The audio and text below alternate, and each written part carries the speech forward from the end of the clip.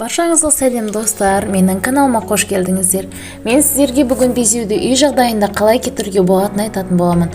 Видеоны соңына дейін көріп, лайк басуды ұмытпаңыздар. Терінің ең көп тараған ауруы безеу. Безеу көбінесе 14-16 жастағы балаларда болады. Бұл жыныстық жетілудің уақытша қосымша әсері. Май бездерінің шығаратын өзегі бітеледі де, оған ауру тудыратын микробтар түсіп қабынады. Айналасындағы тері тығыздалып, қызарады да кішкентай түйін пайда болады. Ол жиі іріңдейді. Олар уақытша пайда болады. Бірақ терінің көп бөлігіне жайылып ауруы мүмкін. Безеу бетті, кеудені, арқаның жоғары бөлігін зақымдайды. Көптеген адамдар безеуден құтылу үшін қымбат дәрілер мен кремдер сатып алады. Негізі безеуді үй жағдайында безеуге қарсы маска жасау арқылы емдеуге болады. Үй жағдайында безеуге қарсы маска жасау сіздің қаржыңызды үнемдейді. Үй жағдайында безеуге қарсы мынадай маскалар жасауыңызға болады. Безеуге қарсы маскалар. Бірінші, түрлі дәрілік өсімдіктерден безеуге қарсы әсерлі маска жасауға болады. Мысалы, бір шай қасықтан түймедақ гүлін, жалбыздың жапырағын және көк шайды алыңыз.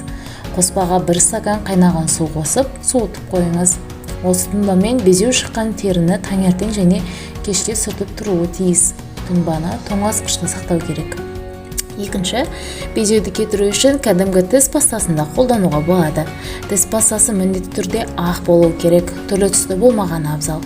Дәрілік өсімдіктердің қоспасынан болса тіпті жақсы. Түнде әрбір безеуге тіс пастасын жағыңыз, таңертең безеулер кеуіп кетеді. Үшінші маска. Безеулерді кетіруге жолжекеннің жапырақтары да көмектеседі. Жолжекеннің жапырақтарын шырынымен безеулерді күніне 2 рет сүртіп тұруы тиіс. Осылайша беттегі безеулерден арыласыз. Төртінші, түймедақ тұнбасы халық медицинасында безеуге қарсы кеңінен қолданылады. 1 стакан қайнаған суға 1 шай қасық кептірілген түймедақ гүлдерін қосып, 5 минут қайнаттыңыз, содан соң 30-40 минут тұндырыңыз.